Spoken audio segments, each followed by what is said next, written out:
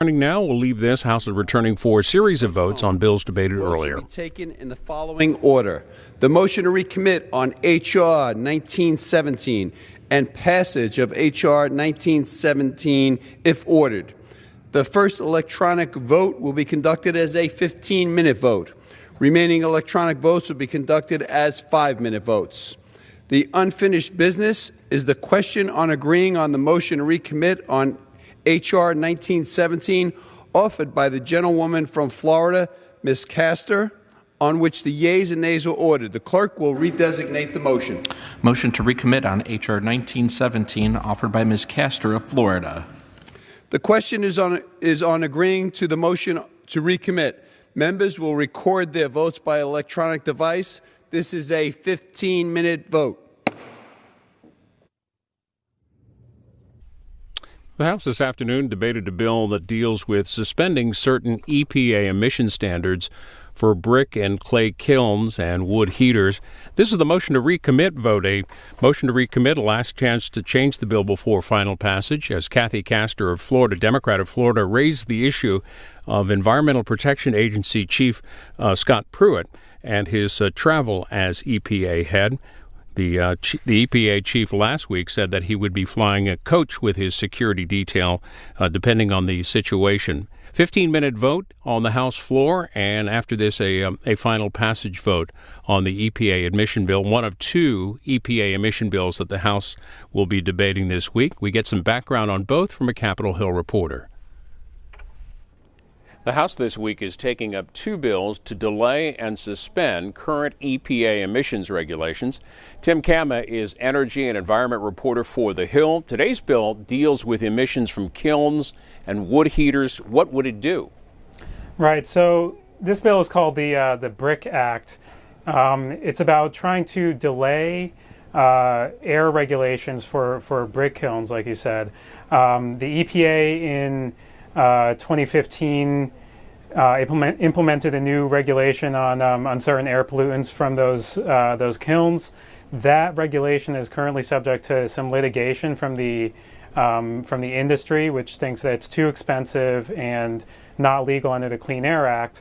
So what this regulation would do, from Representative Bill Johnson, a Republican of Ohio, is it would delay the implementation of that rule until that litigation is entirely completed. Obviously a different scenario from 2016 when the House passed a similar bill. The Obama administration threatened to veto. The Senate never took it up. This time around, what's different? The Trump administration, have they weighed in on the bill, and how do Democrats view it?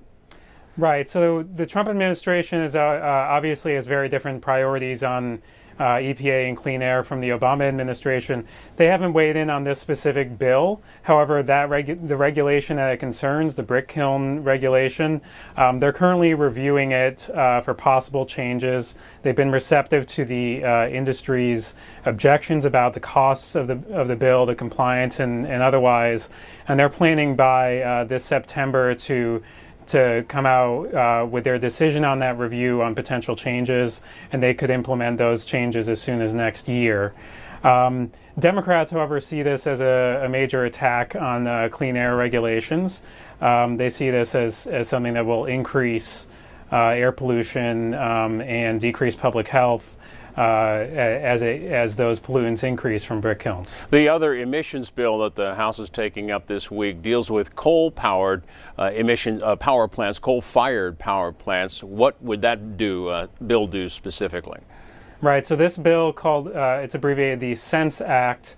This is from Keith Rothkus of Pennsylvania. This is concerned with coal-fired power plants that burn a very specific product called coal waste, which is a byproduct of coal mining. These plants are almost entirely in Pennsylvania, and they're subject to some regulations on mercury and other toxic air pollutants. It's hard for this kind of power plant to meet those regulations. So what this bill would do is it would sort of change those standards just a little bit, relatively a little bit, for these power plants, and make it hopefully easier for them to comply with with those rules. We mentioned the Senate not taking up that 2016 kiln bill. What about these two bills that are likely to pass the House this week? Any indication from the Senate on whether they'll take them up? Yeah, there seems to be no desire from the Senate on these sort of one-off bills that concern just one little regulation, especially considering how little time the Senate has for their whole agenda. It's very unlikely that this will get any attention in the Senate. You might see more wide-ranging regulatory bills there that could nonetheless help with these same concerns from industry. But no, these are probably not going to get much attention on the Senate floor. You report for the Hill on the energy and the environment. How do you see these debates on these bills in particular as part of a broader effort in the House and Senate dealing with emissions, energy, and regulations under the Obama administration and now under Scott Pruitt's EPA? Right. So with the Trump administration in place, with Republicans holding majorities in both houses of Congress, the Republicans see this as a great opportunity to roll back, change, or delay a lot of what was a very aggressive environmental agenda from the Obama administration. We've seen so much already last year from this Congress in areas like air pollution, water pollution, and the like, rolling back or otherwise changing regulations. You've seen a very receptive Trump administration in terms of cooperating with Congress on that, doing what they can to roll these back. So these two bills that we're talking about this week are definitely in line with those priorities from both congressional Republicans and from the administration. Read Tim Kemma's reporting at thehill.com. He's also on Twitter at Timothy_Kemma. Thanks for the report. Thanks, Bill. And the House here voting on the motion to recommit. Final passage next on the first of those two bills, the EPA emission standards bill, suspending standards for pollutants from kilns, brick kilns, or other places that manufacture structural clay products. Also tomorrow, taking up the other bill, the one dealing with power generated by coal waste and other coal mining byproducts. That'll come up tomorrow on the House floor. Meanwhile, a number of speeches earlier today about the proposed tariffs on aluminum and steel. This, as the New York Times reports, that the president is expected to formally sign off on imposing stiff tariffs on steel and aluminum imports at noon on Thursday. According to people familiar with the deliberations, the day started in the House with speeches from members, including Tom McClintock, who disagrees with the president's proposal on tariffs. Mr. Speaker, Frederick Bastiat, the great 19th century economist, posed a simple question that we need to think about carefully as we consider tariffs and trade wars. What is better, abundance or scarcity? Now, the answer might seem self-evident, but protectionists down through history just don't seem to grasp it. Suppose widgets cost $1 in Canada, but $2 in America. That means you can buy twice as many Canadian widgets by importing them. That's called abundance. But some say that's not fair. We need to slap a $1 tariff on Canadian widgets to level the playing field. Well, that means we can only afford to buy half as many. There is no more perfect way to turn abundance into scarcity than by levying a tariff on imports. Yet that is precisely what's proposed for steel and aluminum. By slapping a tariff on foreign steel imports, the amount of steel Americans can afford will diminish as the price rises. And so too the price of everything we make from steel, from cans to cars. Now, we're told this is necessary to save American steel jobs. Well, Bastiat would tell us that what we cannot see is just as important as what we can. We see the American steel jobs the tariff has saved by blocking foreign competition. What we don't see as clearly are the jobs that disappear in every American industry that uses steel as their prices rise and demand for their products falls.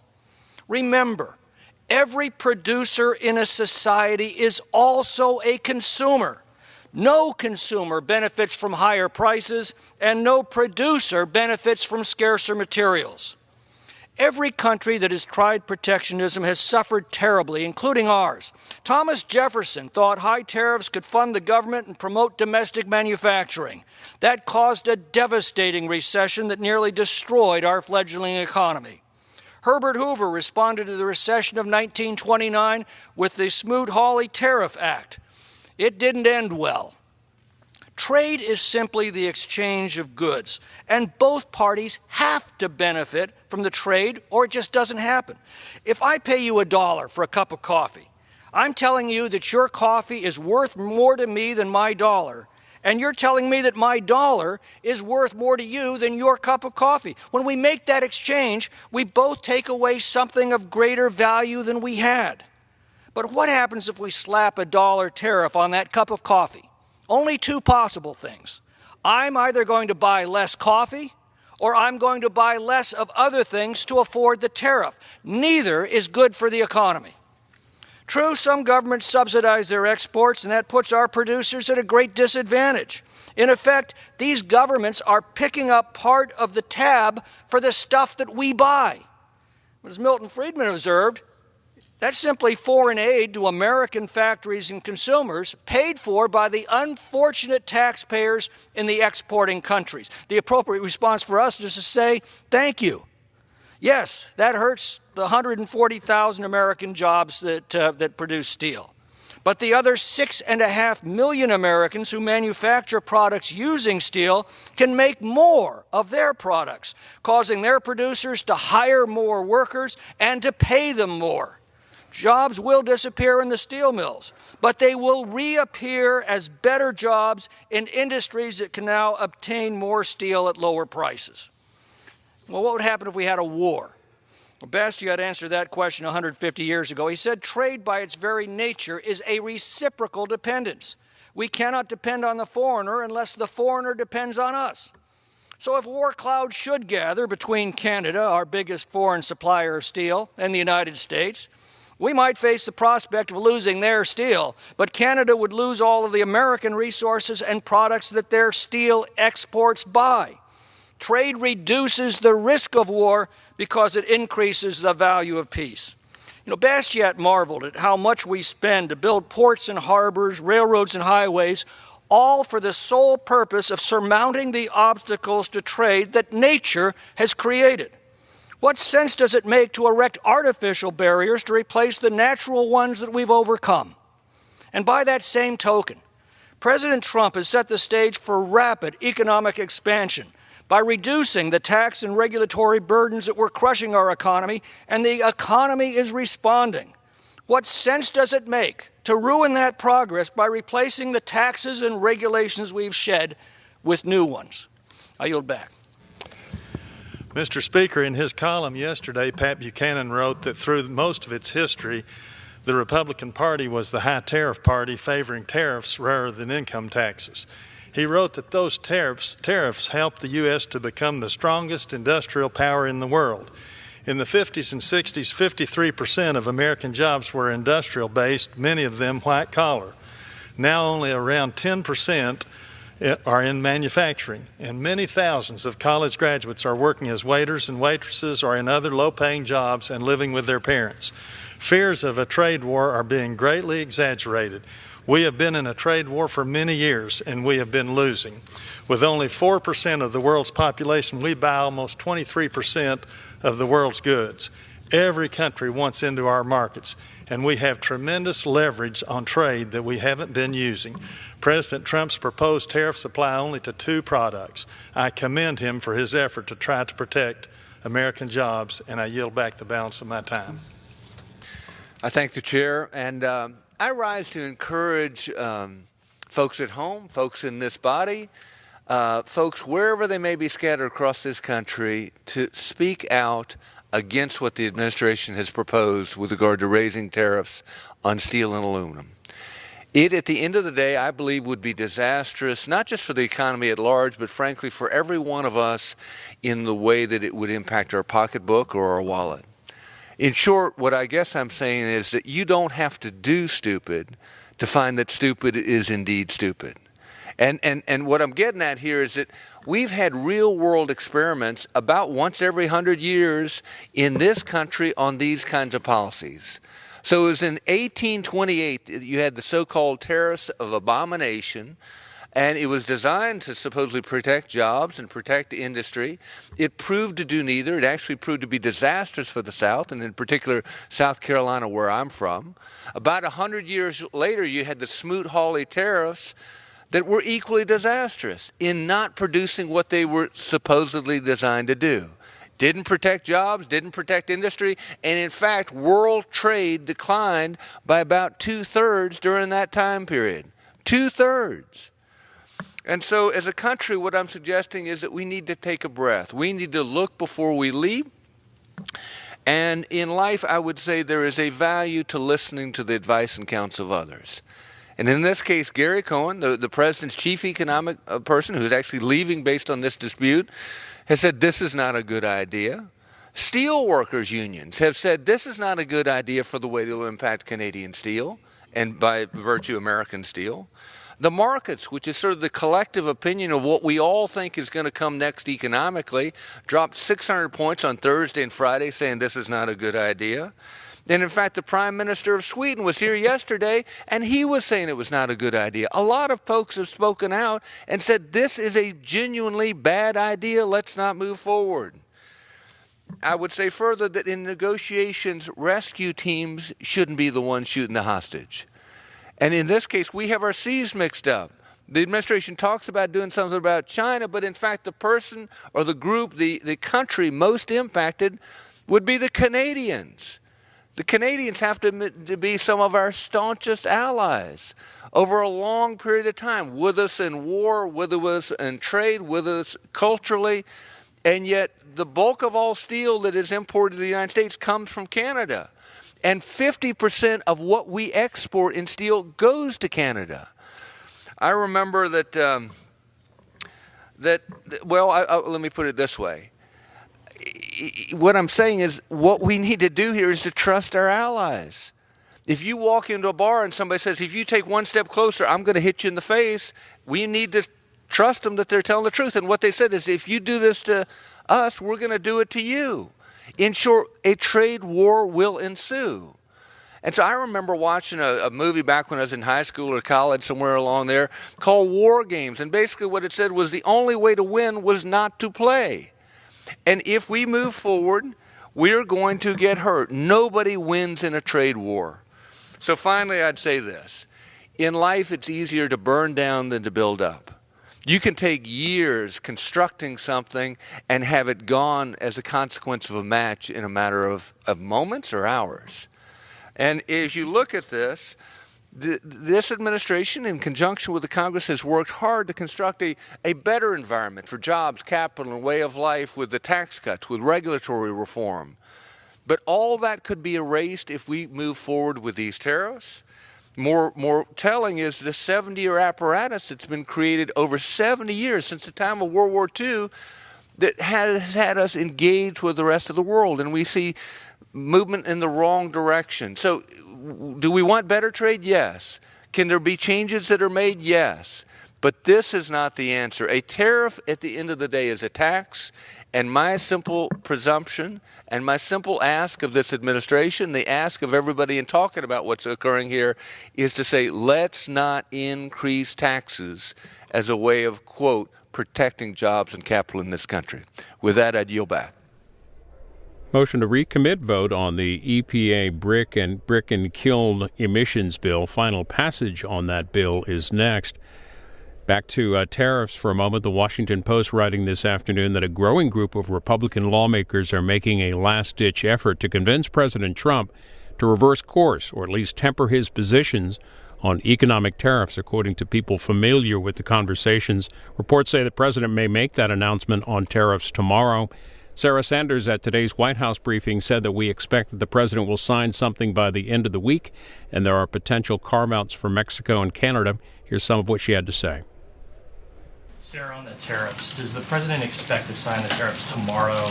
And can countries like Mexico and Canada and allies within the European Union expect to have a pathway to gain an exemption from the tariffs? We expect that the president will sign something by the end of the week, and there are potential carve-outs for Mexico and Canada based on national security, and possibly other countries as well, based on that process. Specifically, what would they have to do? Again, that would be a case-by-case and country-by-country basis, but it would be determined whether or not there is a national security exemption. Cecilia. So far this year, 6 top White House staffers have resigned. The president says there are more names to come. Why are so many people leaving this administration? Look, this administration has had a historic first year. We're going to continue to do great things. This is an intense place, as every White House, and it's not abnormal that you would have people come and go, but we're continuing to do great work. We're continuing to focus on the president's agenda, and that's what we're all here to do. But actually, it is actually abnormal. No administration in recent history has had this much turnover. But I said it's not abnormal to have turnover. If this is not the definition of chaotic, how would you describe what's happening in these recent weeks? If it was, then I don't think we would be able to accomplish everything that we've done. The economy is stronger than it's been in ages. ISIS is on the run. The remaking of the judiciary. Jobs are coming in at record numbers. There are historic things that have taken place in the first year. Sounds like a very functioning place of business to me. Steve. Talk about potential carve-outs. Are you also talking about NATO allies as possibly getting this exemption? It'll be a country by country, and it'll be based on national security. Let me follow up. Today, the president tweeted, China has been asked to develop a plan for the year for a $1 billion reduction in the trade deficit. What's he talking about? Yeah. Did he make this recently, or has he been talking to the Chinese? We had conversations with officials last week, and we're going to continue those conversations with them. The president's been very clear that he wants to address the trade imbalance that the United States has with a number of countries. He feels like the United States has been taken advantage of for far too long, and he's not going to allow that to continue under his watch. Have they responded? I'm sorry? Have they responded? We're continuing conversations with them. All of today's briefing available at cspan.org. The Washington Post writes this afternoon saying that in recent days, the House Freedom Caucus, an influential bloc of hardline conservatives in the House, has been privately urging President Trump to back off his proposed tariffs on steel and aluminum. And reports say that we may hear an announcement from the White House as early as tomorrow. A couple of votes here on the House floor. This one wrapping up the motion to recommit. Last chance to change the bill before final passage. The final passage will be on the bill suspending EPA emission standards for brick kilns and wood heaters. That's next.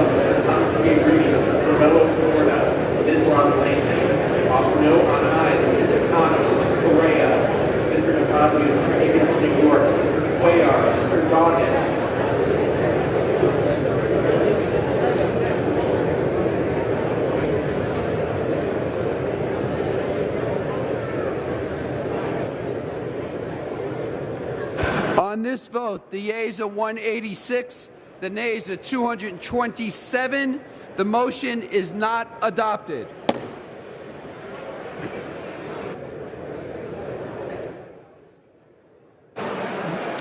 The question is on the passage of the bill. Those in favor, please say aye.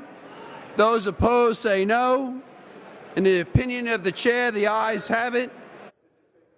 The gentleman from New York wishes to be recognized. Call for a recorded vote. A recorded vote has been requested. Those favoring a recorded vote, please rise. A sufficient number having risen, a recorded vote is ordered. Members will record their vote by electronic device. This is a 5-minute vote. And the House moves to final passage on a bill which would suspend EPA emission standards for brick kilns or other facilities that manufacture structural clay products. It would also delay the performance standards for wood heaters for up to 3 years. Final passage vote here, and we expect the House tomorrow to take up another emission standards bill dealing with electricity generating power plants using coal waste and other coal mining byproducts. The House is in tomorrow for legislative work at 9 a.m. Eastern. Next week, House Majority Leader Kevin McCarthy says the House will vote on a bill dealing with school safety and gun violence, providing grants to train students, teachers, school officials, and local law enforcement on efforts to prevent school violence. That's next week in the House. Meanwhile, the Democratic Policy Committee in the Senate meeting this afternoon on that very issue. It's live now over on our companion network, C-SPAN 3, and also online at cspan.org.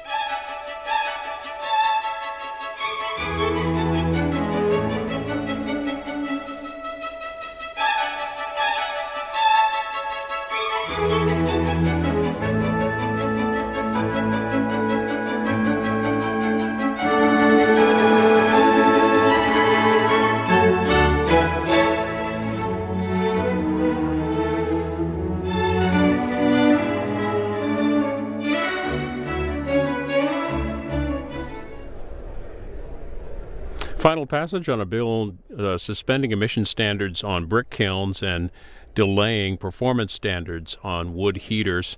The House, in their motion to recommit vote, did not include an amendment proposed by Democrats that would require the EPA administrator, Scott Pruitt, to fly economy.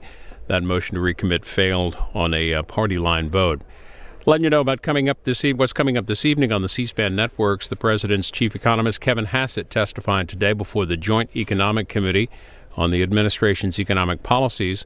We'll have that at 8 Eastern over on C-SPAN 2. A little later here on C-SPAN, a hearing from today on the process of security clearances for government officials. We'll have that at 9 Eastern.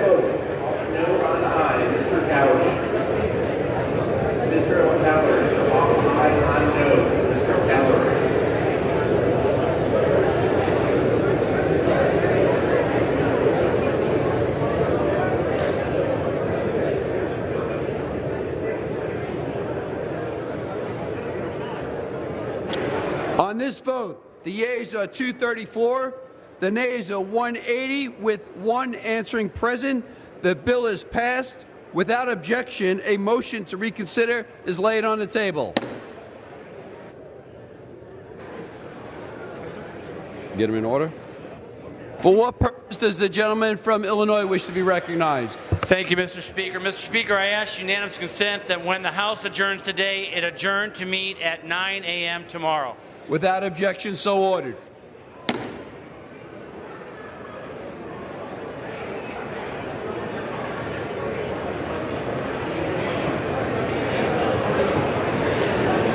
They've been knocking dead.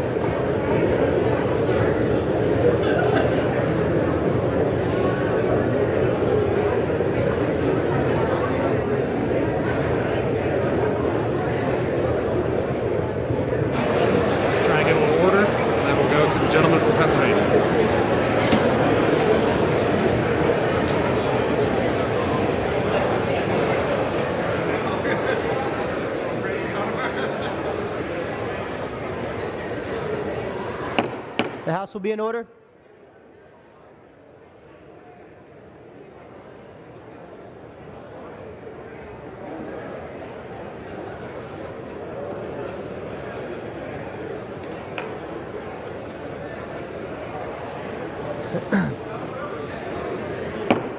The House will be in order. Members are asked to take their conversations off the floor.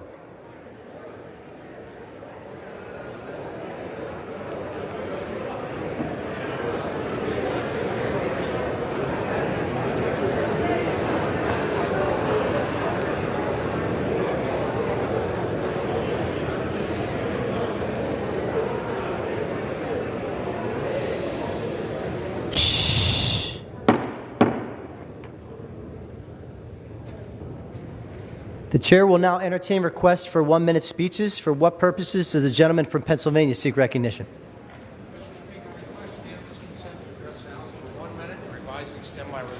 Without objection, the gentleman is recognized for 1 minute. Mr. Speaker, I rise today to speak about an institution that influences our nation's culture and helps our people and communities to learn, grow, and thrive. That organization is the YMCA. The Y engages more than 10,000 neighborhoods across the United States. By nurturing the potential of every child and teen, improving the nation's health and well-being, and supporting and serving its neighbors, the Y ensures that everyone has the opportunity to become healthier, more confident, connected, and secure.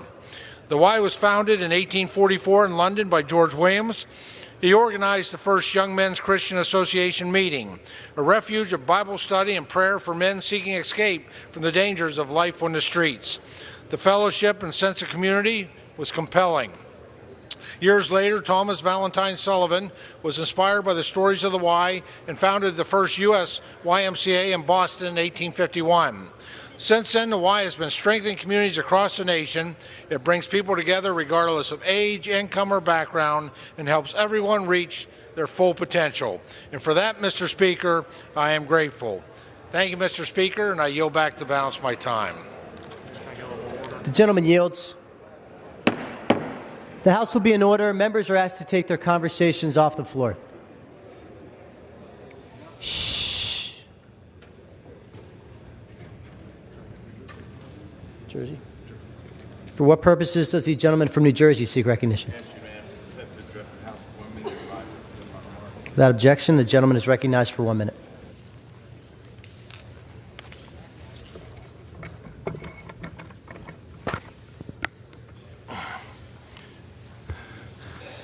Mr. Speaker, yesterday Transportation Secretary Elaine Chao testified before the T&I committee.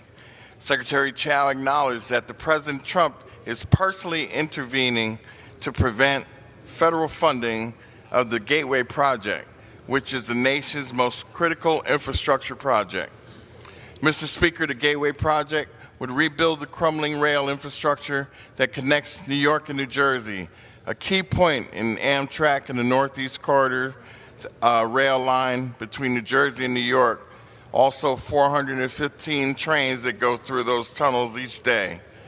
New York and New Jersey have promised billions of dollars towards the project, but President Trump is actively undermining Gateway.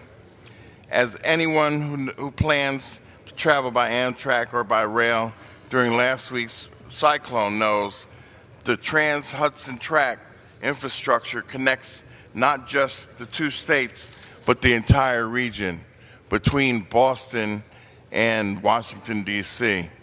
Because Gateway is so important to everyone in the Northeast, a substantial federal commitment is necessary to make this project a reality. The Gateway project is far too important to be left unfunded. Gateway should not be sacrificed because of President Trump's political animosity. With that, I yield back. Gentleman yields. The House will be in order. Members are asked to take their conversations off the floor. Thank you. For what purpose does the gentleman from Minnesota seek recognition? Without objection, the gentleman is recognized for 1 minute. Well, Mr. Speaker, I rise to recognize Jessica Melnick, a junior at Hopkins High School and the founder of a student-run nonprofit, Girls United Minnesota, for her work fighting against sex trafficking. Jessica, along with fellow members of Girls United Minnesota, took action to spread awareness after they observed a fellow classmate who was a target of sex trafficking. They soon realized that Minnesota ranks 13th in the nation for its prevalence of sexual exploitation and stepped forward to do something about it. Girls United Minnesota started by working with local law enforcement and nonprofits to organize public awareness events throughout our community. Jessica and her friends are also working with state legislatures in Minnesota to expand education on sex trafficking in schools and to create more resources for the victims of sexual exploitation. So, Mr. Speaker, the determination, the hard work of Jessica and her classmates at Girls United Minnesota is nothing short of inspiring, and their impact is literally helping save lives. I yield back.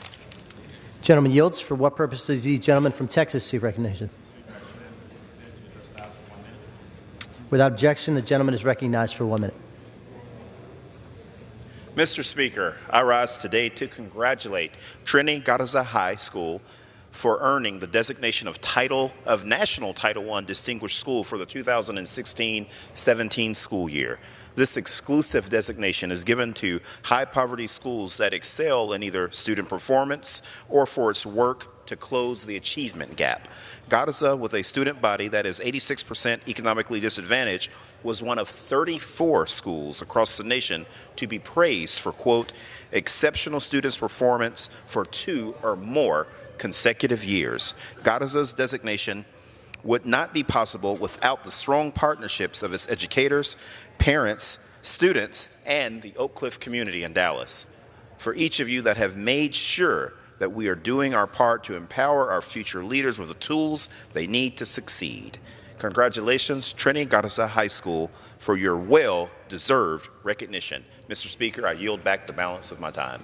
Gentleman yields. For what purpose does the gentleman from Nebraska seek recognition? Speaker, I ask unanimous consent to address the House for 1 minute. Without objection, the gentleman is recognized for 1 minute. Mr. Speaker, I recently had the opportunity to join the Lincoln Vietnamese community in the celebration of the Vietnamese New Year, the Year of the Dog. I celebrated this special occasion at St. Andrew Dung Loc and Companions Catholic Church in Lincoln, where I live, and I participated in the Catholic Mass, followed by a wonderful community festival complete with traditional dragon dancers. I'd like to thank Father Joseph Nguyen and the parish community for their generosity and hospitality.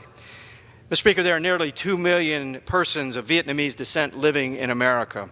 My hometown of Lincoln has become home for nearly 10,000 Vietnamese Americans, some of whom face the trauma of persecution, escape, open seas, refugee camps, and finally, resettlement in a new home. Our vibrant, well-respected Vietnamese community has become an integral part of Lincoln's cultural traditions and adds to our capital city's vibrant tapestry. Vietnamese is the 3rd most commonly spoken language in the Cornhusker State, and I've actively encouraged the youth to keep the great tradition alive. Mr. Speaker, it's not advisable to try a language that you don't speak, but to my Vietnamese friends, I would like to try. Kam ung hunt bon. I yield back. Gentleman yields. For what purpose does the gentleman from New York seek recognition? Ask unanimous consent to address the House for 1 minute. Without objection, the gentleman is recognized for 1 minute. Thank you, Mr. Speaker. I rise today to remember my neighbor and longtime friend, Frankie Hess, who formerly served as special assistant to the legendary New York State Assembly member, Denny Farrell, who for many years chaired the prestigious Ways and Means Committee.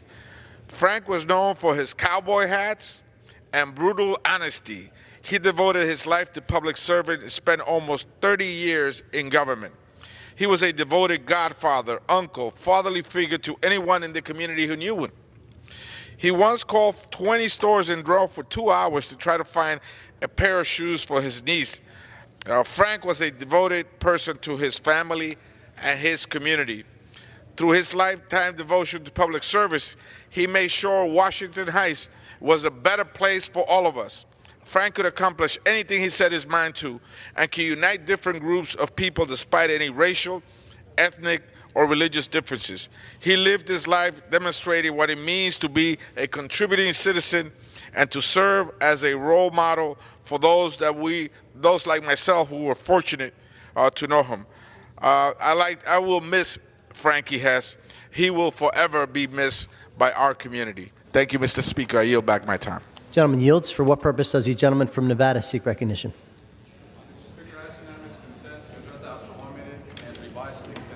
Without objection, the gentleman is recognized for 1 minute.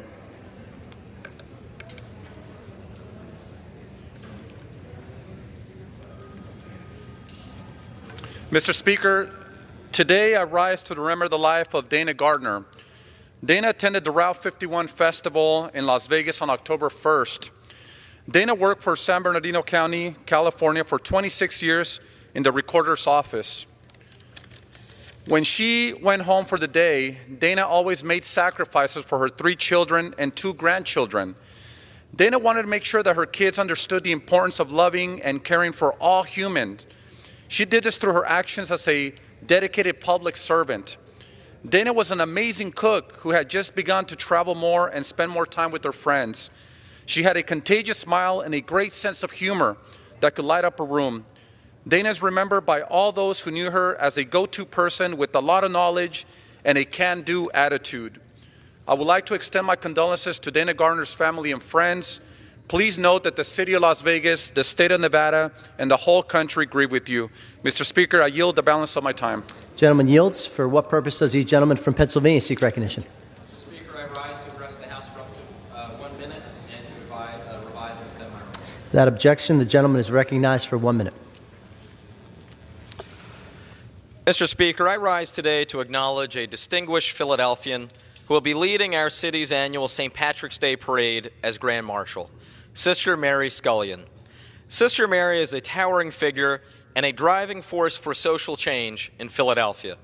She belongs to the Sisters of Mercy, the third largest congregation of sisters in Philadelphia, and is the co-founder of Project Home, an influential nonprofit that seeks to break the cycle of homelessness. Since 1989, Sisters organization has helped provide shelter to the homeless, set up programs for at-risk youth across the city, and organize wellness and healthcare services. She has also been a leader at the state, city, and federal level to bring about awareness and much-needed funding to address the root causes of homelessness. As a religious and community leader, Sister Mary has become a household name in Philadelphia and a champion for the voiceless in our city. It is fitting that she has been selected to lead this year's St. Patrick's Day Parade, and I rise to commend her on her lifetime of devoted service. With that, Mr. Speaker, I yield back. Gentleman yields. For what purpose does the gentlewoman from Washington seek recognition? I ask unanimous consent to address the House for 1 minute, revise and extend my remarks. Without objection, the gentlewoman is recognized for 1 minute. Thank you, Mr. Speaker. Today is the 53rd anniversary of Bloody Sunday. This is the day that our incredible colleague, Congressman John Lewis, and Dr. Martin Luther King led 600 marchers from Selma to Montgomery. They didn't get very far. At the Edmund Pettus Bridge, they were viciously attacked by Alabama state troopers wielding clubs, and they were beaten and left bloodied. Last weekend, I had the incredible honor of joining Congressman John Lewis and in a bipartisan set of members in a pilgrimage to Montgomery, Birmingham, Selma, and Memphis. I had many epiphanies on that trip, but perhaps the two most profound were, first, that determined and disciplined nonviolent resistance works. Back then, 53 years ago, it led to the passage of the Voting Rights Act. And second, that we in this body have a critical responsibility to ensure that we move forward and not backward on voting rights. Our trip was amazing, one of the best experiences of my life, actually, and I hope that my colleagues on both sides of the aisle will join next year. We heard incredible stories of abiding love, even for adversaries that had left people without much dignity. Newer activists of all ages are reimagining these same methods for the world that we're in today. And as we today commemorate the 50th anniversary of the assassination of Reverend Dr. Martin Luther King on April 4th, let us recommit ourselves to restoring and strengthening the Voting Rights Act and making sure that we continue to protect these critical rights in our country.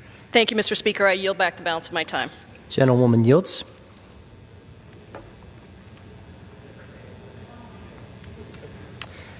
Under the Speaker's announced policy of January 3rd, 2017, the gentlewoman from New York, Ms. Tenney, is recognized for 60 minutes as the designee of the Majority Leader.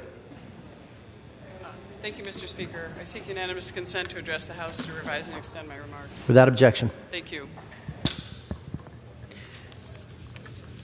Thank you, Mr. Speaker. I rise today to recognize the Rome Elks. Hailing from Rome Elks Lodge number 96 on Liberty Street, our hometown Elks truly embody the mission the Elks National Foundation has been committed to for over 140 years. For generations, Elks around the nation have dedicated themselves to strong communities and lending a helping hand to their fellow neighbor. Today, I'd like to recognize an outstanding group of hometown Elks who've made the journey from Oneida County to visit us here in Washington. Donna Townsend, Whitney Cook, Mary Bealby, and retired captain of the Rome Police Department, John Bealby. Our Elks in Rome and around the country help our youth develop lifelong skills, assist students who are attending college, support charitable work in their communities, and care for our local veterans. However, Rome Elks are unique to all other Elks in the country. In addition to the honorable work of the Elks, Rome Elks also carries out the long-standing tradition of caring for the gravesite of historic Rome native Sir Francis Bellamy. Some of you may not know, but Sir Francis Bellamy is the author of our uniquely American tradition, the Pledge of Allegiance. Francis Bellamy was born in Mount Morris, New York, attended our Rome public schools, and graduated from Rome Free Academy, affectionately known as RFA, in 1872. Every day throughout our country, in public and parochial schools, at Boy Scout and Girl Scout meetings, at American Legion and all fraternal and patriotic organizations, in government here, including our nation's capital, millions of Americans recite the Pledge of Allegiance.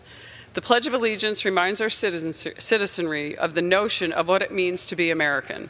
We pledge allegiance to this great experiment, to our constitutional republic, a nation that reveres freedom, individual rights, and liberty. We pledge allegiance to our country's historic Judeo-Christian values. Bellamy wrote the Pledge of Allegiance in 1892 at the age of 37. During his time working as a writer for a magazine called The Youth's Companion, a family magazine that at the time had 500,000 subscribers, Bellamy was tasked with creating a patriotic school program to honor the 400th anniversary of Christopher Columbus's arrival to America. Throughout his assignment, the Pledge of Allegiance, as we know it today, took shape. At a time in our nation's history, Francis Bellamy captured so elegantly and simply America's unity and loyalty. With only a sentence, Francis ultimately symbolized America's ability to surpass all internal differences. It is the manifestation of our patriotic conscience, and it is recognized throughout our nation. Francis Bellamy's spirit pervades in Rome to this day, especially during patriotic holidays like Flag Day. On Flag Day, the Rome Elks replace the two American flags that fly over Sir Francis Bellamy's gravesite. These annual ceremonies are a dedication to the patriotic principles that our flag has stood for since it was first adopted in 1777. In 2008, the Rome Elks started a significant renovation project on Bellamy's gravesite and completed it in 1 year later, just in time to rededicate it for Flag Day. In addition to their work in honoring Sir Francis Bellamy and the American flag, the Rome Elks are also well known for their commitment to helping our local veterans. Recently, the Rome Elks held a fundraiser to raise money for therapy dogs for veterans throughout the local organization called Clear Path for Vets. As part of the fundraiser, the Rome Elks took flags that had flown over Sir Francis Bellamy's gravesite and removed the stars and stripes. They then individually separated and added a slip of paper with the words, "This little star is proud to say, I flew over Bellamy's grave." The Rome Elks called this project Stars Over Bellamy. The Rome Elks started with 300 of these little packets, but quickly added 200 more when they realized how popular this project was. To date, the Rome Elks have raised over $1,000 for this fundraising effort. One of the most touching aspects of this effort is that every veteran that a Rome Elks member comes across receives one of these stars for free as a thank you for their years of service. I was lucky enough to be able to purchase a star for myself and a few others for my son, who is currently serving in the Marine Corps. And it's a constant reminder to me for the legacy Francis Bellamy left for our country, as well as the patriotic principles I, as a member of the Ilion Elks Lodge, a nearby Elks Lodge down the street, number 1443, have come to live by. These are just a few examples of the hard work and devotion that the Rome Elks show for their community. The Rome Elks bring so much more to their community than just a building. Although it's a beautiful historic building on Liberty Street, aptly named in Rome, New York, they invest in programs that help children grow up healthy, drug-free, meet the needs of today's veterans, and improve the quality of life for our area. As I mentioned, as a member of the nearby Ilion Elks Lodge, number 1443, I'm proud to know and work with so many outstanding Elks and members throughout our region. I also am excited to participate. Our benevolent Elks Lodges also have a motorcycle ride each year where we travel to each of the Elks Lodges and we raise money for many local charities, including more charities that help many of our veterans in need. So just want to say, if you happen to be visiting our region and take the time to stop by one of our wonderful Elks Lodges, they have weekly events, including, particularly in the Rome Elks Lodge, we have Tuesday Wig Night, Wednesday night Spaghetti Supper, Fish Fry Fridays, or one of our special events on the weekends or holidays. It's really a beautiful and wonderful time to meet and have fellowship with a community that is so patriotic and so devoted to our nation. So today, I urge all my colleagues and anyone watching at home to thank Elks Lodges from around our nation for the tremendous work they do for our communities and especially veterans. Or better yet, take the opportunity to volunteer at an Elks Lodge or consider joining an Elks Lodge that do so much great benevolent work for our communities. And with that, Mr. Speaker, I yield back. Gentlelady yields back. Under the Speaker's announced policy of January 3rd, 2017, the gentleman from Maryland, Mr. Raskin, is recognized for 30 minutes as the designee of the Minority Leader. 60 minutes as the Minority Leader. Mr. Speaker, thank you very much. And I ask unanimous consent that all members have 5 days to revise and extend their remarks and include extraneous material on the subject of my special order. Without objection. Thank you very much.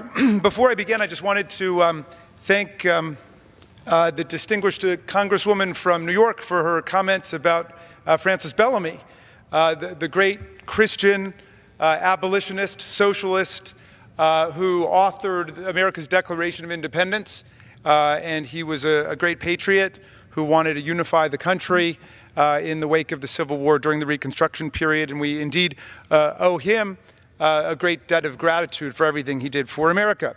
But, Mr. Speaker, I wanted to talk about a matter of pressing importance and urgency to the people of America today. And this is the question of gun violence and what Congress is doing about the problem of gun violence. And I want to start by invoking something that all of the school children of America know about, which is the idea of a social contract. And you can go back and read John Locke, or you can read Thomas Hobbes, or you can read Rousseau, but all of them began with the idea that in the state of nature, we are all in a dangerous and perilous condition because there's no law. And it's the rule of the jungle. Hobbes said that the state of nature was a condition that was solitary, poor, nasty, brutish, and short. And because of that, people enter into civil society to create a government. And the first principle of government is we've got to protect our people. As Cicero put it, the safety and good of the people must be the highest law. That's why we have a social contract. But, Mr. Speaker, in America today, our social contract is bruised and battered and damaged and tenuous because of the gun violence which has come to our public schools, to our universities, to our churches, to our movie theaters, to the public square. And America's high school students have woken us up to the fact that this is not a normal condition. America is an absolute outlier nation in terms of the levels of gun violence that we permit to take place in our own society. Our social contract is threatened by the gun violence, which is a menace to every single American citizen. Now, we have a social contract. We've got the Constitution of the United States. And we know that we have an amendment in there which deals specifically with the question of guns, the Second Amendment, which says a well-regulated militia being necessary to the security of a free state, comma, the right of the people to keep and bear arms shall not be infringed. That's the Second Amendment. Now, some people would have us believe that because of the Second Amendment, there's nothing that we can do about the problem of gun violence, okay? And if you remember nothing else about what I'm about to say, please remember this. This is demonstrably, absolutely, categorically false. And we know it's false because the Supreme Court has told us that it's false. In its 2008 decision in District of Columbia versus Heller, the Supreme Court adopted the individual rights view of the Second Amendment. There was a contest between those who said, no, you only have a right to bear arms in connection with militia service, versus those who said it's an individual right. And the individual right won in a 5-4 decision. But in the course of making that 5-4 decision, the majority on the Supreme Court agreed readily that the right to bear arms is one that can be conditioned on all kinds of regulation by the government. And that's true of all of the rights in the Bill of Rights. Think about the First Amendment, which guarantees all of us the right to speak. You've got a right to go protest across the street from the White House, but you have the right to go protest across the street from the White House at 2 o'clock in the morning with 20,000 people without getting a permit. Of course you do not. The Supreme Court has said that the exercise of First Amendment rights is conditioned by reasonable time, place, and manner restrictions. And in the same sense, the Second Amendment right to keep and to bear arms is conditioned on reasonable time, place, manner, use restrictions by the government. We know that to be the case. The Supreme Court told us that in Heller. In Heller, the court said everybody's got a right to the possession of a handgun for purposes of self-defense. Everybody's got a right to a rifle for purposes of hunting and recreation. But nobody's got a right to possess a machine gun, even though someone might describe it as an arm. Nobody's got a right to possess a sawed-off shotgun, much less does anybody have a right to access a weapon without going through a background check, without going through the government's policy for determining that you are not going to be a danger to yourself or to other people. So the Supreme Court was very clear about that. Those people were out there saying we can't allow any gun safety regulation or we're going to lose the right to have guns, or guns are going to be taken away, are engaging in a knowing falsehood. There's no way that the guns of the people of America, the hundreds of millions of guns that are out there, could be confiscated. They can't be confiscated. People have a right to them for purposes of self-defense and for purposes of hunting and recreation. But it doesn't give you a right to an AR-15. It doesn't give you a right to carry weapons of war into public schools and into movie theaters and into public places. And it does not give you the right to access guns without a background check. And yet that's precisely what the law is today. We've got a huge gaping loophole where terrorists can go to a gun show and simply buy a gun without any background check at all. Now, here's the good news that people want to keep from you. We've got great news, America. Mr. Speaker, we know there's good news, and here's the good news. We have a consensus about what to do, starting with a universal criminal and mental background check in America, supported by no longer 95% of the American people. In the wake of the Parkland massacre, it's 97% of the people who think that you should not be able to access a weapon without first passing a background check. That is, the vast majority of the people, maybe almost a unanimous verdict by the American people. Almost everybody believes that we need to close the gun show loophole. We need to close the internet gun sale loophole. We need to close the 7-Eleven parking lot loophole. We need to close the loophole that would allow criminals and gangsters and terrorists to go to a gun show and purchase a gun. Okay? 97% of the American people agree with that. 67% of the American people agree with the call of the young people who survived the massacre in Parkland, which took the lives of 17 students and teachers, the call for a ban on assault weapons. 67% of the American people, more than 2/3 of the American people, agree with a ban on the sale of military-style assault weapons. And 75% of the American people say that Congress must be acting to reduce gun violence. So we've got a consensus over what to do. But what's happening now? Well, I serve on the House Judiciary Committee, Mr. Speaker, and we had a vote today. It had nothing to do with guns. It was about collecting data on bail policies, which is not to say that that's unimportant, but seriously, millions of people in America are demanding action from Congress, and we can't even have a hearing on the problem of people accessing assault weapons and going to public schools and assassinating our school children at point-blank range. Now, I had the good fortune of meeting some of the young people from Parkland who have awoken the conscience of the country. And one of them was asked the question, why suddenly is America waking up in the wake of the Parkland massacre, which took the lives of 17 people? But it didn't in the same way after the massacre in Newtown, Connecticut at Sandy Hook, which took the lives of even more people, 26 people. And she had a fascinating answer. She said, most of the people killed at Sandy Hook were first graders.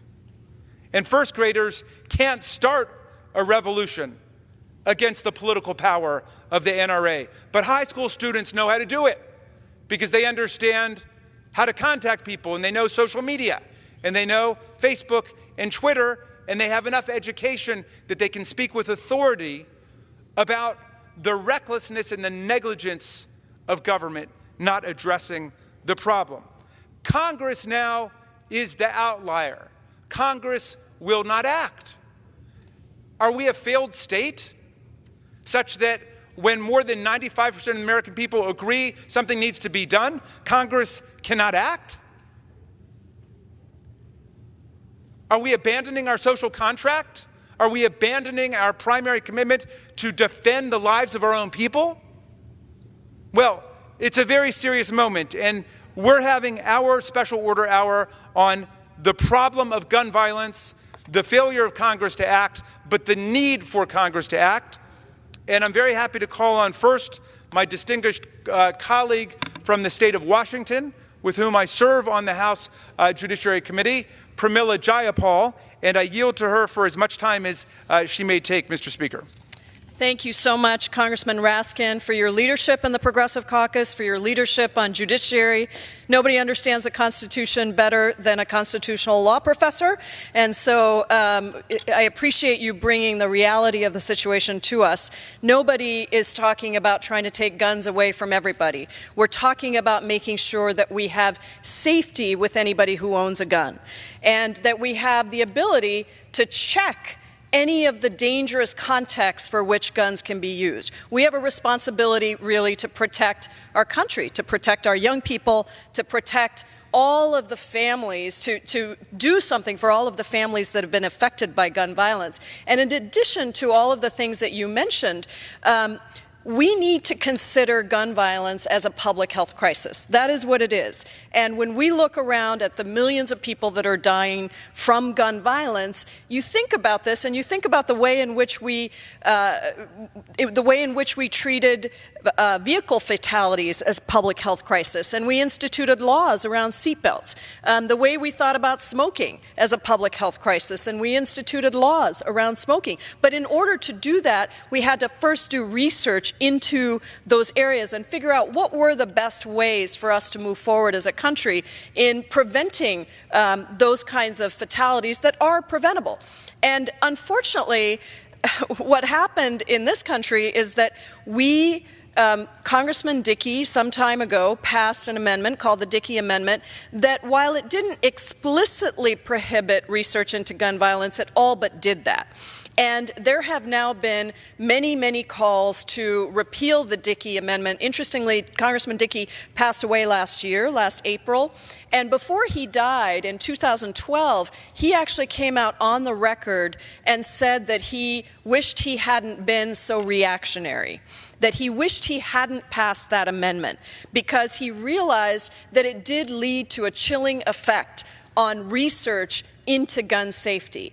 And the way that it did that is when he passed the amendment, it essentially said that no federal funds should be used for advocacy, but at the same time, the amount of funds that were used for research were cut by exactly that amount.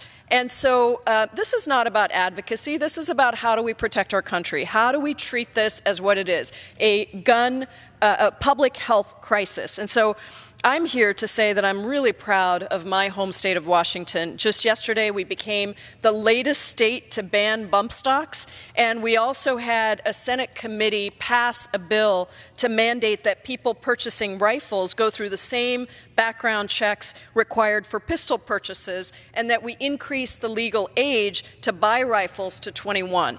So in less than a month, my home state has finally advanced meaningful proposals to prevent gun violence. And I wish I could say that we were doing that here in Congress. I truly believe that there are members on both sides of the aisle that would like to pass sensible gun safety regulations and legislation. And unfortunately, I feel like we're being held hostage not to the reasons that we all came to Congress to get sensible things done that protect our constituencies, but by lobbying interests in the National Rifle Association that every time there's a small movement towards progress, somehow they come in and are essentially squash those efforts. In October of last year, Congress stood by after 58 people were killed and over 500 injured at a music festival in Las Vegas. One of my constituents, Zach Elmore, his sister was shot. And luckily, she was one of the lucky ones that survived the shooting.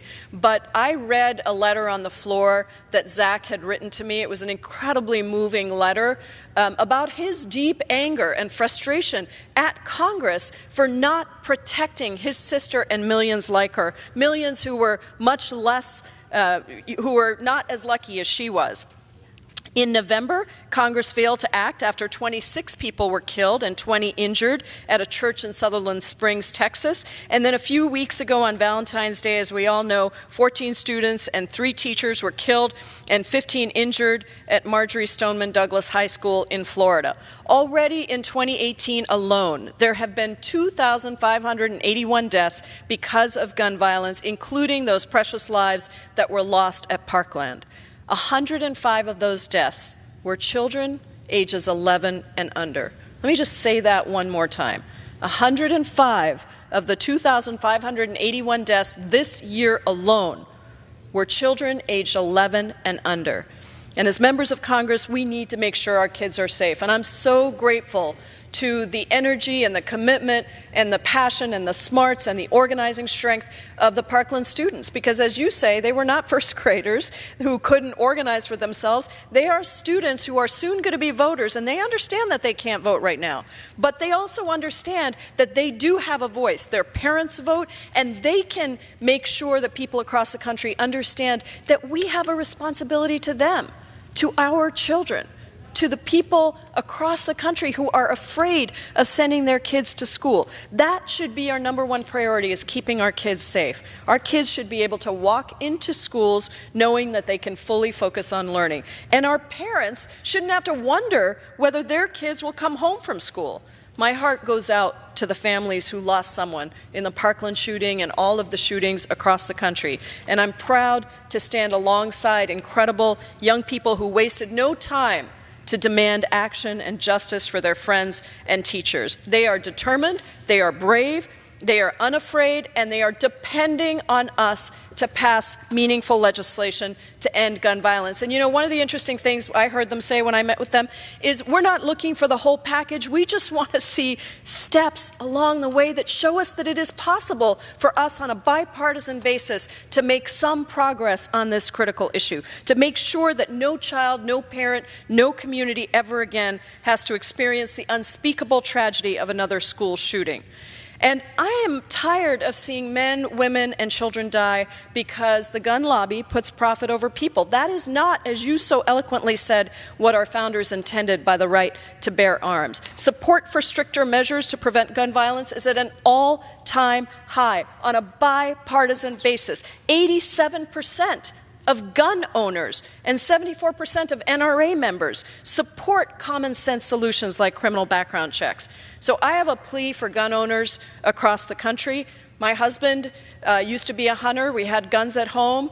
And I understand the need for people to have guns for recreational purposes, to ensure their own safety, but this is not about that. It is not about taking guns away from people who legitimately exercise responsible behavior. It is about making sure that we have the protections in place so that no more children, no more people die. So here's my plea for gun owners. Urge the NRA to represent your views. Show them that you mean business. Maybe even consider terminating your NRA membership if the organization continues to advocate against these kinds of sensible gun reforms. And here in Congress, I hope that we act now. I really, truly believe, and I've talked to some of my Republican colleagues who also want to do something about this. They don't want to be hamstrung. They want to move legislation forward, but not by attaching legislation that actually loosens gun restrictions into legislation that helps us. We need just one or two pieces of common sense gun reform legislation so that we can show these young people that we are responding to their pleas. No more shootings in schools. No more shootings in places of worship. No more shootings in our streets. No more mass shootings, period. Let's show these students and students at schools across the country that we are not afraid to protect them. Let's show them that we can choose our country over the gun lobby. Let's stand with our kids. Let's pass common sense gun violence prevention legislation. And I join you in hoping that in Judiciary Committee, which is the committee of record for this issue, that we can at least have some hearings on this. What is so problematic about having a hearing on public health research into gun violence? What is so problematic about having a hearing on multiple pieces of legislation that have bipartisan support? Isn't that what we are supposed to do? I know that's why I came here. I'm a first-term member, and I know our speaker is as well. And I believe that we have much more in common than we do that divides us. We don't have to necessarily tackle every piece of this, but let's make some substantial progress forward together. And let's show our students that we will protect them. And with that, I thank you again for your leadership, and I yield back. Congresswoman Perlmutter Jayapal from Washington, we're so grateful for your powerful leadership and your lucid discussion today of the gun violence problem. Thank you for placing emphasis on the fact that we have had no hearings in our Congress since we arrived here more than a year ago on the problem of gun violence in the House Judiciary Committee. Thank you for placing emphasis on the Dickey Amendment, which forbids the expenditure of any public money even to research the epidemiology of gun violence and gun violence epidemics in the way that certain outbreaks of gun violence and mass shootings will trigger others. And thank you also for placing emphasis on the fact that the Newtown families who come to lobby in Washington, the families from Parkland, just want to see us break the logjam. They just want to see us end the paralysis and do something. And why not start with the thing that's backed by more than 9 out of 10 Americans, a universal criminal and mental background check, so the people who are carrying guns in America are the lawful gun owners who can do it responsibly. That's something that the overwhelming majority of American people believe in, and yet this Congress seems to be completely stuck, totally hamstrung. Mr. Speaker, please help us dislodge this legislation. Now, Congresswoman Jayapal praised her home state of Washington rightfully for the actions they've taken recently to ban the bump stocks and to pass other common sense gun safety reforms. I'd like to talk about what's happened in my home state, the great state of Maryland, which is touching Washington, D.C., where we all are right now. In 2013, after the catastrophe took place in Newtown, Connecticut, at Sandy Hook, where an AR-15 was used to assassinate 26 people at point-blank range, we acted in Maryland. We passed a ban on the sale of military-style assault weapons. We passed a ban on high-capacity magazines.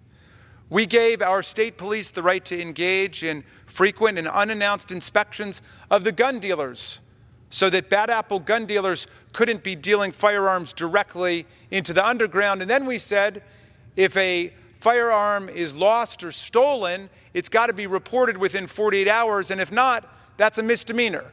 Because what was happening was they were selling guns to criminals. They would surface in a homicide investigation. 10 months later, we would trace it back to the gun dealers, and the dealers would say, oh yeah, that was stolen. We forgot to report it. Or we lost that, but yeah, we never filed a report. So now in our state, you've got to file a report. Common sense gun safety, supported by people across the spectrum. So we don't have a leaky system where guns are getting into the wrong hands. Now, our opponents on this, of course, marched and protested and said they were opposed to all of it. They said this was an attempt to confiscate everybody's guns, which of course it was not. And responsible, law-abiding gun owners have all the guns that they had before. They still got them. But it was challenged in court. They said it violated the Second Amendment. And I raise it because I want America to notice this. They sued the United States District Court in Maryland, and they lost. And the court said, reading the District of Columbia versus Heller decision from 2008, that the Second Amendment permits reasonable gun safety regulation that does not infringe on the fundamental right to bear arms for self-defense or to have rifles for hunting and recreation. But there's no right for civilians to be carrying military-style hardware and weaponry in public. They appealed it to the Fourth Circuit Court of Appeals. The Fourth Circuit affirmed the ruling of the district court. Then they brought it to the United States Supreme Court, and the Supreme Court let that ruling stand. So there's a perfect example of how you can enact reasonable gun safety regulation, and it doesn't infringe anybody's Second Amendment rights, and it doesn't impinge on the right of reasonable, law-abiding gun owners to have guns for lawful purposes.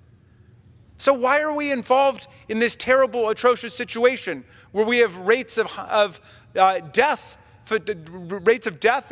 and fatality and injury greater than 6 times higher than any other modern industrialized country on earth? You know, in the UK, it's less than 50 people a year who die by gun. Less than 50 people a year. In Japan, it's less than 50 or 60 people a year. We're losing tens of thousands of Americans every year. Is it because we have mental illness and they don't? No, they've got mental illness too. Is it because Americans are more violent than other people? I don't think so. It's simply because of the ready access to firearms wherever you go. And anybody can get them almost anywhere. Okay? So we need to follow the rest of the world in terms of enacting reasonable gun safety legislation. Now, we've got our Second Amendment, so nobody's handguns are going to get taken away. Supreme Court said it in the Heller decision and reaffirmed that 2 years later, that it applies not just in the District of Columbia directly against Congress, but it applies in the states in a case that came out of Chicago. So we know that nobody's handguns are going to be taken away and nobody's rifles are going to be taken away. And all we're talking about is keeping our children and our grandchildren safe, keeping people safe at concerts, like in Las Vegas, people keeping safe in church, like in South Carolina, keeping people safe in their public schools, like in Parkland, Florida, keeping college students safe, like at Virginia Tech. That's what we're talking about doing. Now,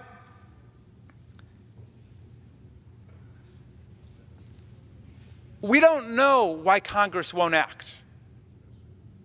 Some people are starting to hypothesize that America's become a failed state, that we can't respond to an almost unanimous demand by our own people to legislate in the interest of public safety, which is the most elementary requirement of a civilized society under a social contract.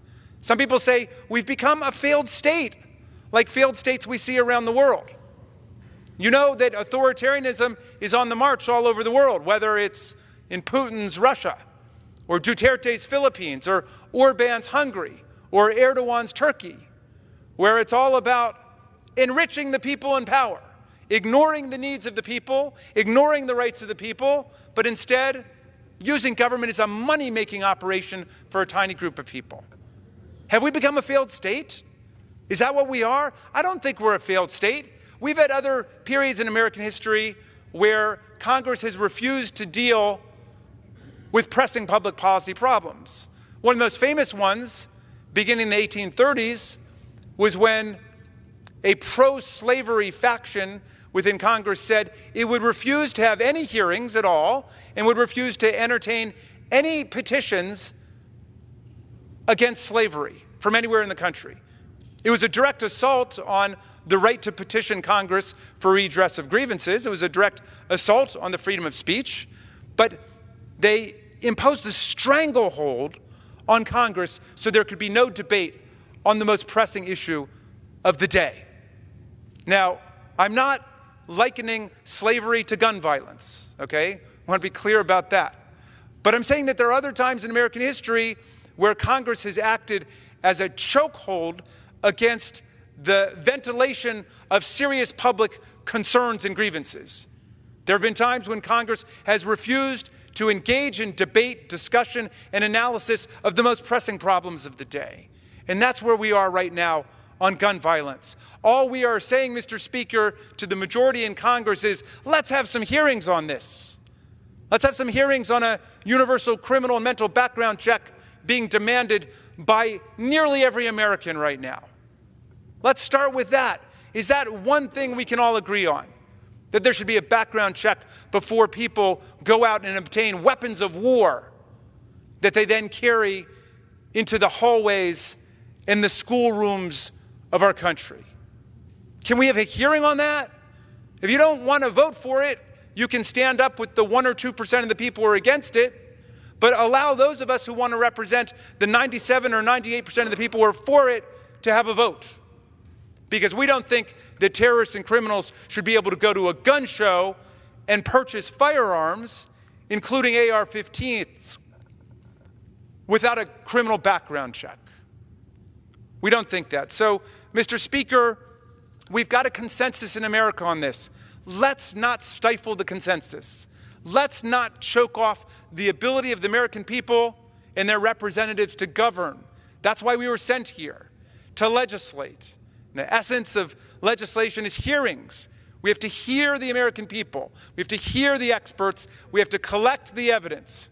We've got to overturn the ban on the collection of statistics about gun violence that was imposed a few decades ago on the CDC. We've got to collect the information and we have to act. The time for just prayers and meditation about the problem is long gone, as the young people from Parkland, Florida have told us.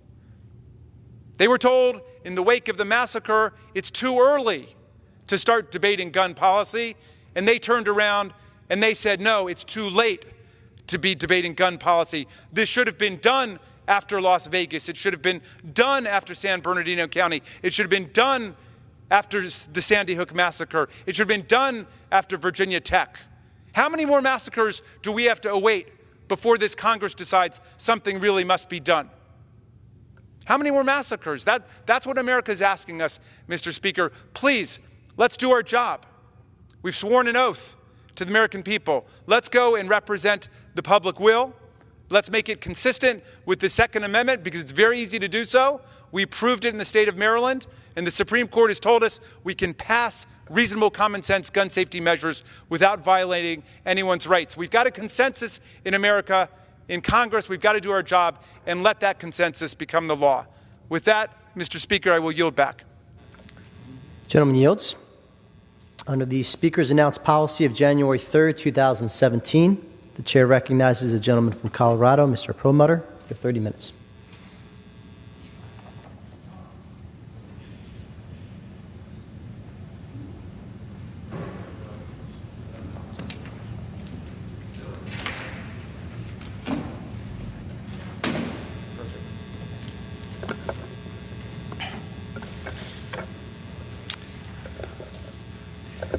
Mr. Speaker, thank you for the opportunity to address the House and people across the country. And I'm joined today by two of my friends, Jared Huffman, Congressman from Northern California, and Dan Kildee, Congressman from Flint, Michigan. And we're here on another very important topic. We just heard our friend Jamie Raskin from Maryland talking about gun violence and the need to try to limit that and bring it under control. But today, we have another very important topic, very troubling topic, and it has to do with the sovereignty of our nation. It has to do with our freedom. And it's really pretty as simple as that. This country separated from England so that we could be a sovereign nation, so that we could rule ourselves. And right now, that's a real big question as to whether or not that's happening, because it's clear that the Russians interfered with our elections last year, and the investigation into that interference now has resulted in at least 13 indictments of Russians, coupled with indictments of 5 or 6 people, 5 of whom have pled guilty to some crime or another based upon the investigation conducted by Robert Mueller. There seems to be something going on between the Trump administration and Russia. And we want to know what it is. The investigation is directed at that.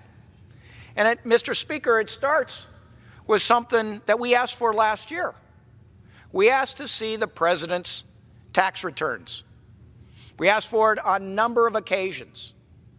But unlike anybody else who's run for president or who has been president, our president has refused to turn over his tax returns. So the question we ask is, why? What's in there that would stop him from producing his tax returns? Is it a relationship that shows some kind of financial connection to Russia or the like? I mean, what's in there? Is he hiding something? What is it? As time has gone on, starting with that question, we have some more questions. There's been this effort beginning last summer to question the integrity of the FBI and to question Mr. Mueller and this investigation, to the point there was word that Mr. Mueller was going to be fired from his job last summer, and that question seems to percolate to the surface every so often. And the question is, why? What are they afraid of that he might find? What connections are they worried about that Mr. Mueller may uncover that really are hurting our nation? So what is it that they're hiding? What are they afraid of? Very simple questions that need to be answered. You know, this is important because this goes back to the heart of why our nation was founded and the heart of all of us as Americans. It's our sovereignty and it's our freedom. And if in fact we're being directed, our government is being directed by a foreign entity, by Vladimir Putin or Russia generally, then this country has been undermined to a degree none of us could have ever seen coming. Now, hopefully that's not the case, but let's get this investigation going. Let's keep it going. Let's not impugn the integrity of our detectives, the FBI, or the prosecutors who are trying to just find out what the truth is. And any kinds of actions to really undermine that, whether it's from here in the Congress or from the executive branch, it's like, okay, what are you afraid of? What are you hiding? So just to kind of connect a couple more dots, it's something that I am concerned about, and I know my friends are too, is you go back to our sovereignty, our freedom. And this Congress, Mr. Speaker, particularly concerned about the interference by the Russians in our elections. There's not any question that there's been some interference. And we know that the Russians are flexing their muscle around the world. In fact, Putin the other day said, I've got nuclear weapons you can't detect. So they're flexing their muscles. We as a Congress, like 419 to 3 in this House and 98 to 2 in the Senate, virtually unanimous, said, we want you to be imposing sanctions against this Russian interference, against some things that they've been doing around the world. Not one sanction has been added by the Trump administration. Why not? Why not? Even more perplexing, the State Department has been appropriated, Mr. Speaker, $120 million to prevent further espionage and interference by the Russians in our election. You know how much money's been spent by them, by the State Department under this White House to stop this interference, to stop this espionage? Not $1. These departments generally say we need more money to do X, Y, or Z. Here, something so important as to the integrity of our elections, not $1 spent by the State Department, despite the fact that this Congress appropriated $120 million. Why not? So a lot of questions are out there. I think it's time, and I think my friends will make some comments and statements similar to mine, that what are you afraid of? What are you hiding? Let the detectives in the FBI, let the prosecutors do their job. Why aren't sanctions being imposed? And why aren't we using the money we've appropriated to spend against this espionage and interference? Why aren't you spending it? And with that, I turn to my friend from Northern California, Jared Huffman, see if he has any answers or if he only has questions about what's going on. Well, I want to thank the gentleman from Colorado because I have all of the same questions and all of the same concerns. And so it's very appropriate that we're coming together to ask, what are they afraid of? What are they hiding? Because there's a lot of red flags. Last night, Mr. Perlmutter, I was at the Washington Press Club event, which is a fun event to celebrate the free press. Best joke of the night, and there's a lot of humorous material, best joke of the night was when someone said, you know, for a guy that claims he doesn't drink, President Trump sure loves a lot of white Russians. Brought the house down. Unfortunately, though, it's not really funny, because when you've got a president who won't impose the sanctions that we authorize him to impose, who won't direct his State Department to spend the funds to protect our election system that we authorize and appropriate, when you have all of these other problems, it's not clear that he's able to do his job without fear or favor. And that's a big problem for our democracy and for the interests of our country. And if Congress were doing its job right now, we would be asking the hard questions to bring forward the transparency that the people need, to give this country the assurance that their government officials, including their president, can perform their job without fear or favor. But unfortunately, this body is not doing a very good job of asking those hard questions. So that's in part why we're here, trying to raise some of these issues. And one of the very important questions that I think we have to ask involves the ties between the NRA, yes, the National Rifle Association, and this Trump-Russia scandal. Specifically, we need to know whether Russia worked through the NRA to illegally move funds in support of the Trump campaign. Here's what we do know.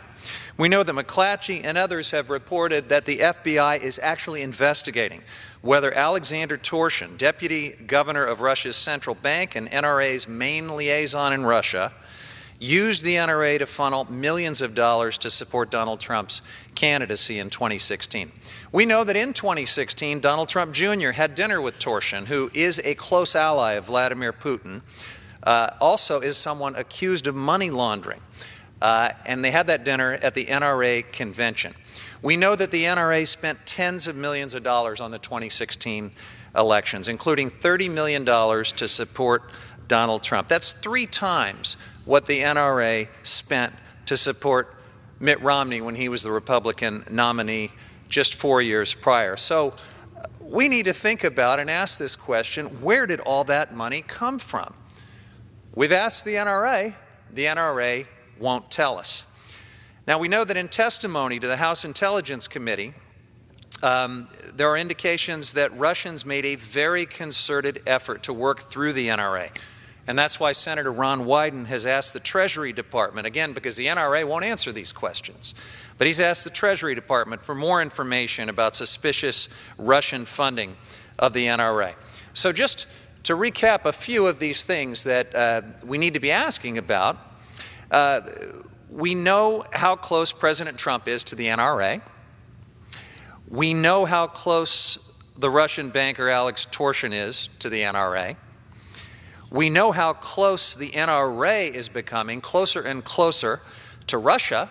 In fact, I have a piece here that explains how in 2015, a series of top NRA officials, including one of their top donors, past presidents, a delegation that included Donald Trump's high-profile surrogate, Sheriff David Clark, they all went on a so-called fact-finding mission involving gun rights in Russia. Now, there aren't a lot of gun rights in Russia. Russia has very restrictive gun laws, and there's no serious effort in the country of Russia to change that. But nevertheless, apparently this group felt they needed to go to Russia for this fact-finding trip to cozy up with some of these same folks that we're talking about. So that's one of the things we know and we need to ask questions about. We know that the NRA spent this huge cache of money on the 2016 campaign to support Donald Trump, and we know that we have more questions that need to be answered. So we need to follow this money, and we need to find out, again, as you have asked here on the floor, what are they hiding? What are they afraid of? With that, I'll yield back. Well, I'll yield now to our friend Dan Kildee from Michigan, and then he'll make some comments about how he perceives all of this, and then we'll open it up to a little conversation among the three of us. Well, I thank my friend for yielding. And you know, like my friend Mr. Perlmutter and my friend Mr. Huffman, others, you know, we didn't come to Congress with the idea that we were going to spend our time talking about Russian collusion with a campaign to try to undermine our electoral system. You know, we came here to solve problems that Americans want us to take on, you know, to deal with the big problems that we face, whether it's infrastructure or education or the environment or, you know, all the things that people actually worry about, financial security for families. But we do have an obligation to uphold the oath that we took. We swore an oath to the Constitution of the United States. And so while it's not my preference, and I know for my friends, it's not our preference to have to deal with this question. We can't avoid it. We can't just look the other way, particularly when it's very clear that not just this president, but sadly some around him, and I think we have to acknowledge some of our Republican colleagues seem willing to try to interfere with or obfuscate what is a really important investigation. Let's remind ourselves, Mr. Mueller, who is leading this investigation, the special counsel, was appointed by the Republican Attorney General, appointed by the President of the United States, both Republicans. Bob Mueller was appointed head of the FBI by a Republican president. This is not a partisan question, certainly not a partisan witch hunt. This is a question as to whether or not we're going to let this investigation go to completion. Well, you know, the president keeps saying no collusion. The truth of the matter is, so far, there's been no conclusion. There's no conclusion to be drawn yet from this investigation, other than 17 individuals have been indicted. Several have pled guilty to very serious crimes. Some people who have been very close to the President of the United States, the closest you can be, literally engaged in his campaign side by side with him every day. So it begs the question, and really the most important question, what are they afraid of? What do they have to worry about? If there's nothing to find, if there's no collusion, then let's let the process complete itself. Let's let the process come to conclusion and accept the result. So this is really a fundamental question to our democracy. Are we going to adhere to the rule of law, or are we going to allow a president to rule by fiat and essentially dismiss or diminish or discredit anyone who raises any question about his conduct coming into or performing his duties? That is not the America that we know, and that's not a standard that we ought to allow. 17 people indicted, people at the top of his campaign, including a whole group of Russians who clearly were engaged in trying to affect our election. You know, don't you remember the good old days? I think about some of our friends on the other side, when the biggest scandal that they could come up with is that the President of the United States wore a tan suit. The outrage. Where's the outrage now when a special counsel has been appointed and at every moment there's an attempt to try to discredit the work that this individual is doing? So I ask my Republican colleagues to stand up, adhere to the oath that you swore, support this process, allow, for your own good and the good of the country, allow the investigation to be completed without interference. Push back when the president tries to discredit this process. There's just too much at stake. What are they afraid of? What are they worried about? This guy's a professional. When he was appointed, remember the chorus of praise, left, right, and center, for Bob Mueller and the integrity with which he has conducted himself in public life. He didn't change. He's still doing that. Let's let him do his work. With that, I yield back to my friend. From Michigan, and he was talking about the 17 indictments. But we have a poster here, starting over on the far side of this poster to my right, Paul Manafort, the campaign chairman. Then we have 13 Russians who've been indicted, plus 3 Russian companies that interfered with our elections. And we'll see how these indictments and the cases unfold. But Bob Mueller and the team have said those people should be indicted. This side, we have guilty pleas by Michael Flynn, National Security Advisor, Rick Gates, Assistant Campaign Manager, George Papadopoulos, Campaign Advisor, Richard Panetto, apparently he did some kind of stole identity of somebody, and a lawyer, Alex Vanderswan, from, he's a foreign lawyer, worked for a firm here in the United States. We have 5 guilty pleas. We have 14, 15, 16 indictments. There's a lot of smoke. Where there's smoke, there's fire. And Mr. Kildee, you talked about sort of the bread and butter issues. You know, do I have a good job? Am I ready as the economy changes and innovation kicks in? Am I going to be ready for the next job? You know, do we have the proper infrastructure for this country so that for the next 50 years we can compete with anybody at any time? I mean, those are the conversations we really want to have. But when you get down to it, at the very heart of why we are America, why we are the United States of America, it's about our freedom. It's about the sovereignty of this nation to conduct its own affairs without interference by another entity. Russia, England, Japan, North Korea, it doesn't matter. We want to take care of ourselves and not be told what to do by others. And that interference from outside of this country, despite these big questions we have as to our infrastructure, the future of our workplace, our education, when it comes to freedom, you don't step away. You don't ignore attacks on our freedom. And we're not going to let that happen. And I'm just very pleased that you two joining me today, and Democrats really throughout this chamber, and I know some Republicans, are very concerned about what is unfolding. And all of us are asking, what's the problem here? What are you hiding? What are you afraid of? Why won't you let the detectives do their work? Sam Nunberg, he was going to, last night, he was on all the TV stations. I'm not going to honor that subpoena. What's he afraid of? So we've been joined by our friend Jamie Raskin, but first let me give him a second to catch his breath.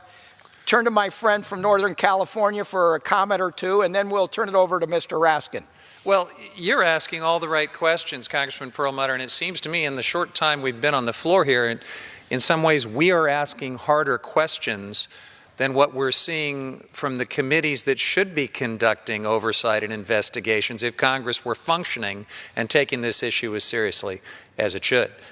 Those questions would include very disturbing reporting just in the last few days in the New Yorker that suggests that the Steele dossier may just be the tip of the iceberg, that in fact you have senior Russian officials who claim that they had something of a veto power over our choice for Secretary of State. We should be looking into that right now in a very intense way, and the American people should know that we take those matters very seriously. But so much of this simply flies by these days with the constantly moving media cycle. And I think more and more people are beginning to wonder if Congress is interested in even asking hard questions, or if we just have to sit back and either wait for Special Counsel Mueller to catch these folks in crimes, or wait for the media. Thank God for the free press, but the media is unearthing far more information than the oversight actions of this Congress, and that's disappointing. Well, and I, taking back my time for a second, and you know, we got to say to the Speaker and to the other Republicans in this chamber, you know, you guys need to do your job on this thing. This isn't just something that's peanuts. This goes to the heart of what America is all about, our freedom and our sovereignty.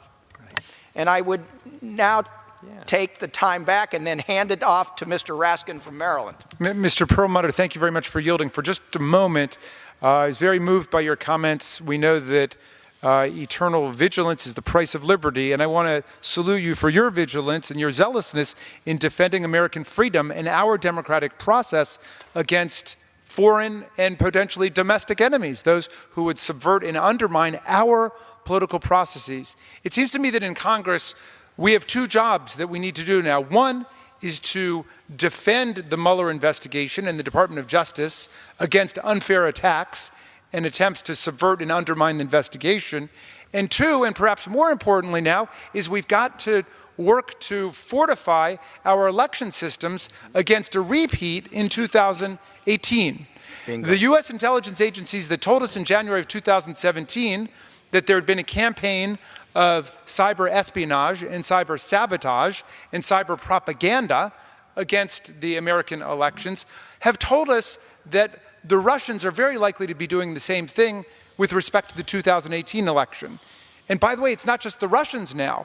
They may have just set the template for other bad actors who want to stick their nose into American elections too. You know, James Q. Wilson wrote this book called Broken Windows, where he said if somebody throws a rock into a window and you got a broken window sitting there, nobody does anything about it, it's an invitation to more people to come along and break some more windows. Well, right now, the U.S. government has done nothing. As you've said, we've not spent the money in the State Department to try to defend ourselves against the foreign subversion of our elections and cyber espionage and sabotage. And when we had the Attorney General come to the Judiciary Committee, we asked him what had he engaged in to try to defend our elections across the country against another attack, and he said basically nothing. And follow-up efforts by members of the committee to get the Attorney General to meet with us have resulted in nothing.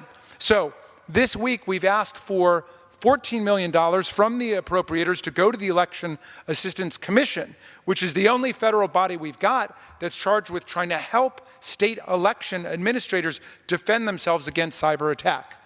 That $14 million is urgent and necessary, and it's obviously a very small sum of money given the amount of money we spend on defense in America, but this is defense of our elections. We're also asking for $400 million to help update outmoded and weak election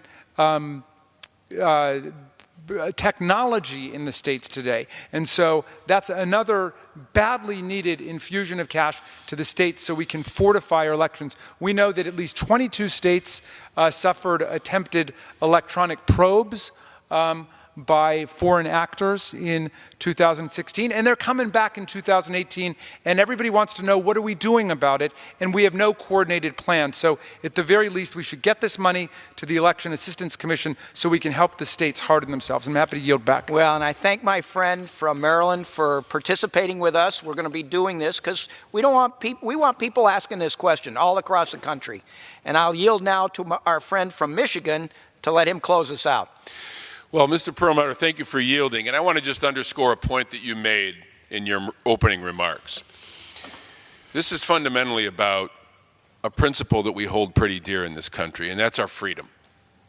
Our freedom is rooted in the assumption that our democratic systems actually work, that the process of democracy has integrity, and that the choices that people make are not the subject of interference by some foreign power.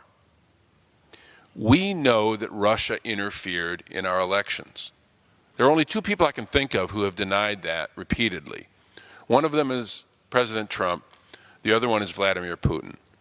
Everyone else, including our Republican colleagues, acknowledge, including our intelligence community, acknowledge that the Russians interfered with our elections. 5 people have acknowledged that they committed crimes as a result of the investigation that's taking place. 15 others indicted. Why on earth would not we allow the investigation that's taking place right now to determine the extent of that interference in order to prevent it from ever happening again? Why would we not insist that we protect that principle of democracy and that foundational principle of freedom by letting this process complete? What are they afraid of?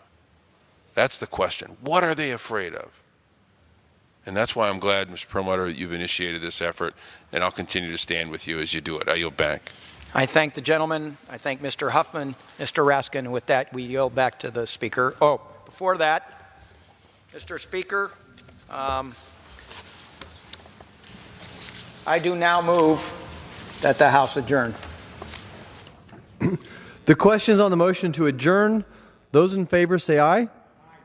Those opposed, no. The ayes have it. The motion is adopted. Accordingly, the House stands adjourned until 9 a.m. tomorrow.